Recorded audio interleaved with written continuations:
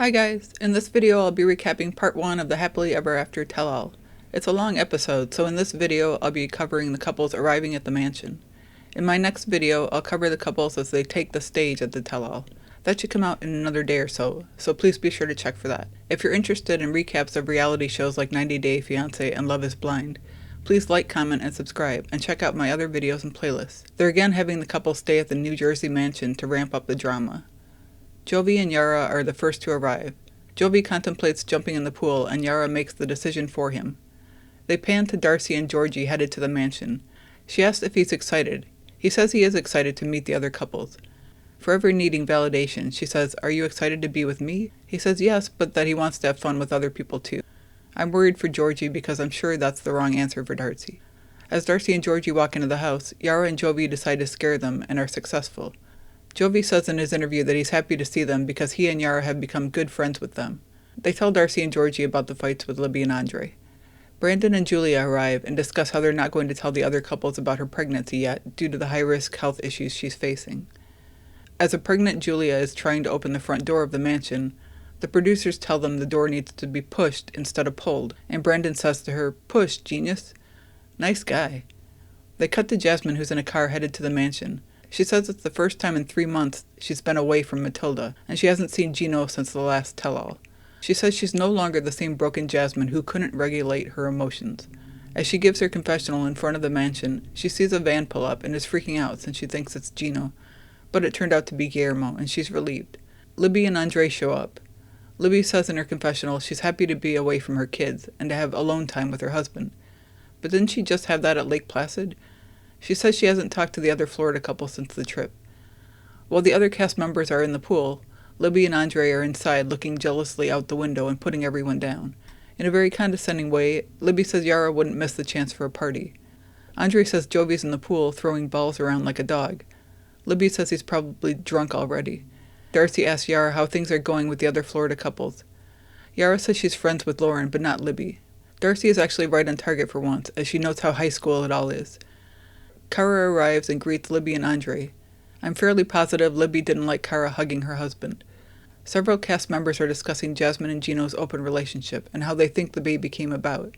Julia says she never agreed with the open marriage. Jovi says he thinks they started their relationship before the last resort. Georgi asks if they really love each other. Darcey says she's curious what Matt thinks about the situation.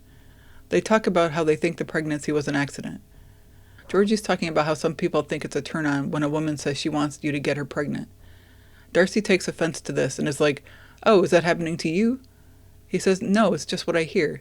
Darcey says she couldn't get pregnant because she's over the hill, and she asks him, "Is that right, Georgi? I'm over the hill?" Everyone is suddenly quiet, and it's extremely awkward. I get why this is a contentious subject for her, with Georgi now wanting a child, but geez, Darcey, get a therapist. Loren and Alexei arrive, and Loren says she's sure Libby will start a fight with them, and she's embarrassed she called Libby her friend for so many years. She notices Libby and Andrei walking up the stairs, and says she's already triggered and doesn't want to talk to them. Several cast members are at the pool, and Jasmine tells the others she hasn't seen Gino since the last tell-all, but the last time she heard from him, she told him he'd have to contact her lawyer. She says Matt will arrive the next day. Jovi asks how they got pregnant. Jasmine says they used a condom in the shower and that this caused the unintentional pregnancy. Is that true?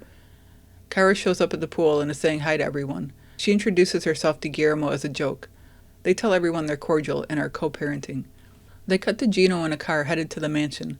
He says he's not excited about hanging out with Jasmine and Matt, but that once people see the evidence he brought, they might start to believe him about her. Back at the pool, someone gives Jasmine a lollipop, and she naturally takes this moment to do yet another OF ad. After he arrives at the house, Gino looks out the second-story window and is like, "Oh no, is that Jasmine at the pool?" When he arrives at the pool, Darcey calls herself his sister and gives him a hug. He then goes around giving hugs to everyone, except a certain someone. Julia asks, does he want to say hi to anyone else, hinting at Jasmine, but he ignores her and gives a hug to Loren instead. Jovi walks up to Gino at the bar and tells him that Jasmine says he's lying. Gino says that this is typical of her. Kara says Jasmine is trying to level the playing field. Jovi tells him, if you don't fix this now, everyone will be on her side. And of course this inspires Gino to go confront Jasmine. I wonder if the producers asked Jovi and Kara to talk to Gino about this. Gino goes outside and finds Jasmine at the pool. He says, "So Jasmine, you're talking ish about me?" Libby says, "We're having a nice night, so stop." Gino says, "I heard she was talking ish about me." Jasmine gets up and starts to walk away. She says she's had enough. Gino says he's had enough. Kara interjects herself into the argument and says, "Facts." Gino then calls Jasmine a cheater, and Kara is like, "I think we all know that's true." Didn't the preview hint that Kara cheated on Guillermo? Is this projecting, or why is she so invested in this? In one of the few times I've agreed with her, Libby says to Gino, "This woman just had a baby, so can you stop?" Gino says, "How about what I'm going through?" He says Matt won't get a freebie, that he brought her to this country and she needs to go back to Panama, and Matt can bring her back here if he wants. Jasmine says she doesn't have the energy for this, so she leaves. In her confessional, she says it really bothers her that he called her a freebie. Andrei was apparently inspired by the Gino and Jasmine confrontation, and he asked Jovi to come inside for a talk. When they sit down, Andrei asks Jovi why he and Yara blocked him and Libby on social media. Jovi says, "Yeah, I don't want to talk to you guys," and adds that what Libby said to Yara at Lake Placid was terrible. You know, calling her a bitch in Russian. Andrei says, "That kind of thing is okay to say, woman to woman." Jovi says, "Why can't you act like an adult? You're almost 40 years old." Andrei says he wants to be friends. Jovi asks if he's going to apologize. Andrei says it's a two-way street. He says Jovi's the one who started it. Andrei says, "So you're going to be a little bitch?" Jovi says, "You're trying to manipulate me and tell me I did something wrong." Jovi gets up to leave, but before he does, he slams a water bottle out of Andrei's hand. Andrei then throws the water bottle at Jovi, and Jovi throws it back at Andrei. Guillermo and Georgi come in to see what the ruckus is about, and Andrei explains what happened. It's literally all beeps because Andrei is swearing every other word. Andrei offers to squash the beef, and Jovi agrees. This year they have a bartender at the mansion, so everyone is already getting wasted. Jovi says in his interview that he'll let this go for now, since there's an open bar and he wants to enjoy it, but if Andrei keeps being a jerk, he won't put up with it. Kara asks Gino how the interaction with Jasmine went. She says, "All these bitches were supporting her. It's so crazy." Meanwhile, Jasmine's talking to Loren, and she says everyone was having such a good time, and then Gino comes in being such a bitch. Loren tells Jasmine to take the high road. Jasmine then makes an announcement. She says if she doesn't speak at the top of her lungs, no one listens to her. Kara says, "Oh, someone give her a soapbox." Jasmine says she's sick of Gino being the victim. She brings up how the first time she came to the US and arrived at Gino's house, he had an unflushed toilet. She then brings up the immigration issue. Gino says she's a fraud and used him. And damn, he's screaming so loud, he doesn't sound like Gino anymore. Everyone else is kind of looking like, what the? That was some intense yelling. Jasmine yells back, "At least my man works." Loren's like, "Who has a Xanax?" Darcey and Kara are supporting Gino, and Libby and Julia are supporting Jasmine. Later, Kara tells Guillermo how Jasmine is dragging Gino down.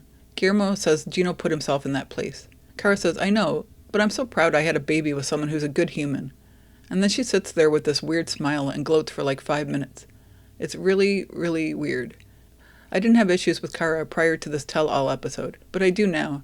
She's showing a side of her that's pretty off-putting, and I can see more now why she's so disliked on the internet. She seems to think she's above everyone else and gives her opinion so freely, when it's usually not warranted. We'll see how things progress, but I'm not a fan of how she's presented here. Jasmine finds Gino's luggage by the door. We watch in horror as she puts some trash on it. Then she pours her drink in one of his bags. Then she starts to take her unmentionables off. I thought she was going to pee on his luggage for a minute with how things were going. I mean, even the producer is like, "Jasmine, what are you doing?" But instead of what I thought she was going to do, she just rubs her drawers all over his luggage, and then strangely puts them in his bag when she's done. Everyone heads to bed. In his room, Gino talks to himself about taking a shower and getting the Jasmine stench off him. Little does he know. That's it for this half of part 1 of the tell-all. In the second half of my recap of part 1, the couples will take the stage, so look for that recap to come out in another day or so. Thanks for watching.